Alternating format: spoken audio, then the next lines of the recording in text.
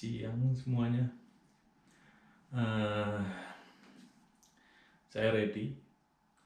Saya mau sharing tentang gimana caranya kerja di Austria atau di kapal, whatever. Eh, Semoga ini jadi bahan inspirasi atau sedikit banyak gambaran bagi orang-orang Indonesia yang bekerja ataupun magang di luar negeri atau sekolah sekalipun.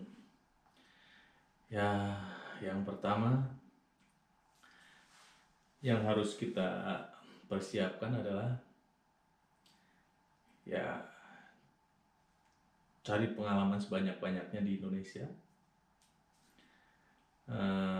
dan terus update dengan perkembangan skill yang kita miliki, dan cari tahu informasi.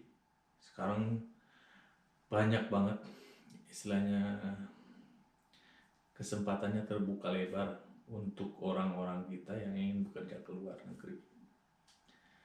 Ya tentunya untuk fresh graduate sedikit tricky, dan sebaiknya saya sarankan juga kalau untuk fresh graduate minimal 1-2 tahun cari pengalaman dulu di Indonesia, kerja dan belajar bahasa asing, minimal bahasa Inggris. Saya mau cerita, ini season kedua saya di Austria. Sebelumnya saya kerja di kapal, saya pernah juga kerja di Dubai, di Ocean Liner saya kerja, dan ya terakhir paling lama saya kerja di river cruise, river ship. Jadi di kapal sungai, itu semua sekitaran Eropa. Enak banget.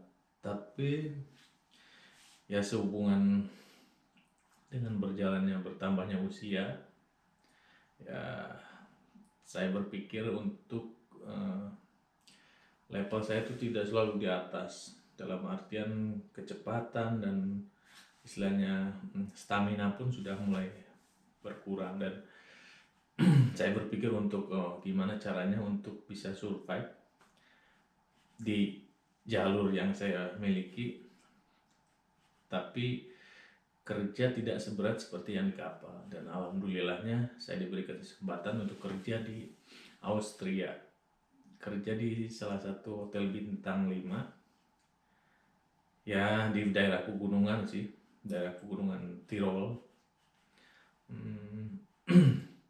Alhamdulillah ini season kedua saya. Sebagai informasi, saya menggunakan seasonal visa. Seasonal visa itu visa musiman untuk tenaga kerja dari luar yang bekerja di Austria. Seasonal visa itu valid sekitar 6 bulan plus 3 bulan opsi perpanjangan. Jadi maksimal itu bisa digunakan untuk visa kerja yang sekitar 9 bulan. Dan sehabis itu kita harus keluar, sign out dari Austria sekitar 3 bulan baru kita bisa apply lagi visa yang baru. Itu pun kita bisa kembali kalau istilahnya tempat kerja kita yang pertama merekomendasikan kita lagi. Bisa dipakai apply lagi untuk ke untuk ke perusahaan yang lain, tapi ya itu kuncinya, kita harus punya working permit dari perusahaan dulu, baru kita bisa mengajukan ke kedutaan. Jadi tanpa working permit kita tidak bakalan bisa mendapatkan visa kerja tersebut. Ada visa yang lainnya, Road-wise Road visa itu visa untuk istilahnya tenaga ahli seperti dokter, ilmuwan segala macam. Nah itu valid 1 tahun sampai 2 tahun. Nah visa tersebut sedikit spesial ya, karena ya base of the kemampuan kita atau edukasi kita. Tapi sebenarnya tenaga seperti saya yang kerja di perhotelan pun bisa mendapatkan road-wise road.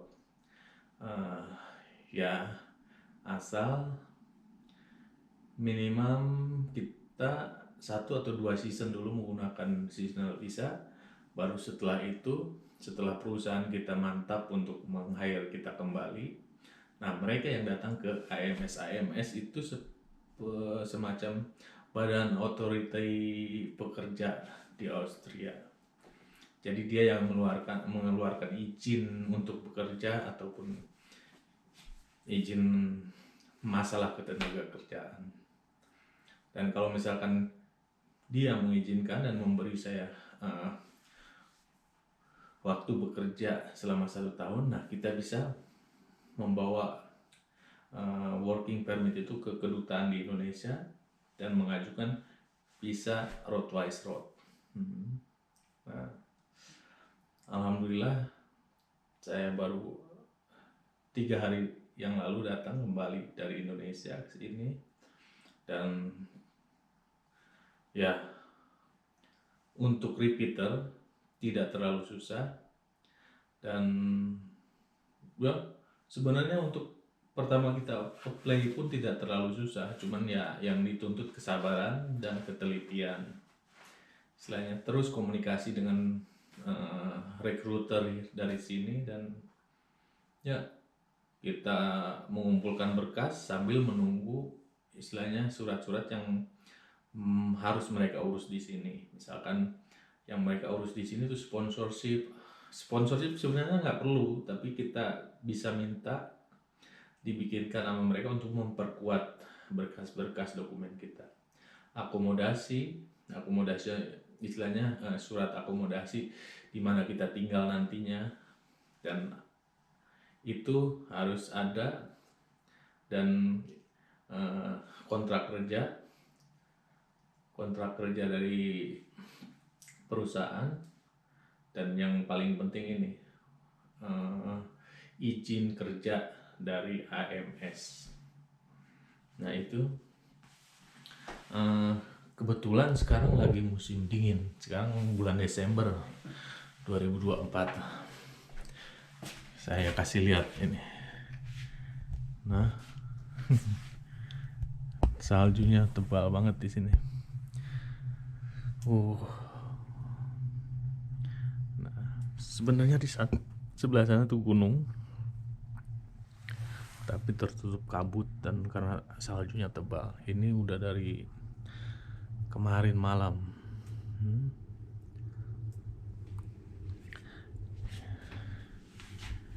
Ya, makanya salah satu saran lagi, sebelum kita berangkat kita harus cari tahu lagi musim apa dan keadaannya lagi bagaimana di sini. Jadi kita bisa well prepare sebelum berangkat.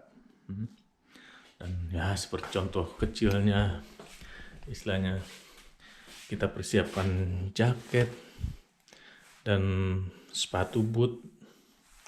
Istilahnya jaket pun yang harus istilahnya yang benar-benar tebal, yang nggak cuman tahan hujan, angin, itu pun harus istilahnya double jacket. Nah, sepatu boot rekomendasinya adalah sepatu boot yang tahan air. Tahan air, jadi saat kita berjalan di atas salju, jadi bagian dalam kaki kita, kaos kaki kita tetap kering, menghindari hipotermia. Sorry, ini supaya hangat. Saya tinggal sendirian, makanya saya gantung. Nah, ini sebenarnya hanya sepatu gunung, sepatu hiking saja, tapi ini udah water resistant, jadi bisa dipakai juga, istilahnya buat ganti lah. Ya lumayan, dapat akomodasi nggak terlalu besar, tapi cukup untuk tinggal sendiri. Semoga kerasan, semoga betah, dan Kalau ada sesuatu yang perlu ditanyakan, boleh komen dan ya share pun kita sharing. Saya tidak mau bilang saya tahu, tapi mungkin istilahnya sedikit banyak bisa memberikan pendapat, atau kalau misalkan saya tidak bisa menjawab pertanyaan pun, saya akan cari tahu dan insya Allah saya jawab. Oke, demikian, semoga jadi inspirasi dan tetap semangat.